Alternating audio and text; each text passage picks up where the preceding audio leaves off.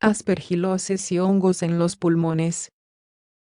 Síntomas como tos, fiebre, esputos sanguinolentos, indisposición general y pérdida de peso pueden ser indicativos de una infección fúngica pulmonar, como la aspergilosis. Los hongos en los pulmones no son comunes en la población general, pero existen grupos de riesgo de contraerlos, como las personas inmunocomprometidas en ambientes hospitalarios. La aspergilosis, de hecho, es la forma más común de infección de hongos en el tracto respiratorio, y según diversos estudios médicos, se estima que su índice de mortalidad ronda en torno al 50%. ¿Cómo reconocer esta patología? ¿Existen medidas para evitarla? Debido a su alta letalidad en ciertos grupos poblacionales, es esencial conocer las respuestas a estos interrogantes para adoptar hábitos preventivos. Por ello, en este espacio te contamos todo lo que debes saber sobre la aspergilosis, desde el agente causal hasta su sintomatología y tratamiento. Sobre el género Aspergillus. Aspergillus es un género de hongos que comprende alrededor de 600 especies. Este es ubicuo, es decir, se encuentra en todos los ambientes, y por ello la inhalación de sus esporas sin perjuicio alguno para el ser humano es un fenómeno muy habitual. Este hongo es de naturaleza filamentosa, y se compone de unas cadenas de células denominadas hifas. Además, es un ser vivo oportunista, y por ello, puede generar diversas patologías en personas inmunocomprometidas, como las siguientes. Aspergilosis pulmonar, que veremos a continuación. Onicomicosis, una enfermedad progresiva de las uñas. Otomicosis, infección de la piel del conducto auditivo externo. Sinusitis alérgica. A pesar de que todas estas enfermedades son causadas por el hongo en cuestión, vamos a centrarnos en la aspergilosis pulmonar, sobre todo por su alta letalidad antes nombrada. ¿Qué causa la aspergilosis?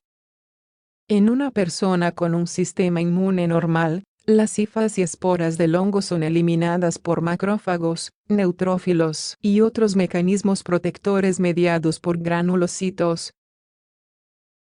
La situación se complica en pacientes con tratamientos que reducen su eficacia inmunológica o patologías asociadas, pues se pueden dar casos en los que las hifas crecen de manera descontrolada en el tracto respiratorio. Estos hongos, incluso, pueden llegar a los vasos sanguíneos, donde causan mayor peligro. Como exponen diversos estudios, conducen a una trombosis severa con todas las consecuencias que ello conlleva. Aspergilosis y hongos en los pulmones. El término aspergilosis se refiere a cualquier enfermedad generada por el hongo ya descrito. Coincidiendo con una publicación en National Center for Biotechnology Information, las especies más comunes que la producen son la Aspergillus fumigatus, Aspergillus flavus, Aspergillus niger, Aspergillus nidulans y Aspergillus terreus. Hay varios tipos de aspergilosis que pueden comprometer la salud pulmonar. Asimismo, cada una tiene diversas manifestaciones y consecuencias. Veamos en detalle las más comunes. Aspergilosis broncopulmonar alérgica. Caracterizada por episodios recurrentes de obstrucción bronquial en pacientes en un principio asintomáticos. Luego, se presenta un cuadro de fiebre con crisis asmáticas.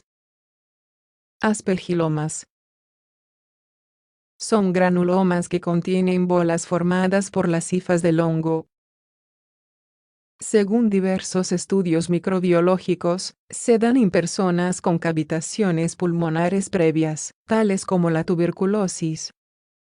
En Perú, por ejemplo, un análisis estadístico mostró que un gran porcentaje de personas con lesiones cavitarias residuales presentaban aspergilomas. En el 50% de los casos estaban causados por Aspergillus fumigatus. Esta variante se caracteriza por toses sanguinolentas, aspergilosis pulmonar invasiva, neumonía atípica muy grave, que se asocia a fiebre y dolor pleurítico. No solo puede encontrarse en pacientes cuyo sistema inmunitario está debilitado, sino también en personas en estado crítico y con enfermedad pulmonar obstructiva crónica, EPOC. Existen otras variantes, tales como la aspergilosis pulmonar invasiva crónica recidivante, la traqueobronquitis invasiva, la sinusitis aguda y otros cuadros. Sintomatología. Los síntomas dependen del tipo de infección, pero pueden recogerse en un cuadro clínico general caracterizado por lo siguiente: tos seca, con sangre o con tapones mucosos, fiebre, indisposición general y pérdida de peso, sibilancias. Además, si las cifras alcanzan zonas más allá de los pulmones, la sintomatología puede extenderse a otros signos como sangre en la orina y disminución del gasto urinario, dolor torácico y en los huesos, escalofríos, dolores de cabeza y problemas de visión. Es importante tener en cuenta que, tal y como señala el libro Enfermedades infecciosas y microbiología clínica, las hifas y esporas de Aspergillus pueden extenderse a la piel, los riñones como el hígado, los ojos, e incluso hacia el sistema nervioso central. Según la misma fuente, la invasión de este último conlleva, en el 80% de los casos, a una muerte segura. Herramientas de detección. Los métodos de detección de la aspergilosis son variados. En un principio, llegar al diagnóstico puede ser difícil, ya que los síntomas son similares a los de otras enfermedades pulmonares. Por ello, el médico puede sugerir lo siguiente: prueba de anticuerpos para aspergilosis en sangre, muy útil en etapas tempranas de la enfermedad. Radiografía de tórax, común en el diagnóstico de aspergilomas. Pruebas de la función pulmonar. Cultivos específicos para el hongo donde se colocan muestras de esputos del paciente. Tratamiento.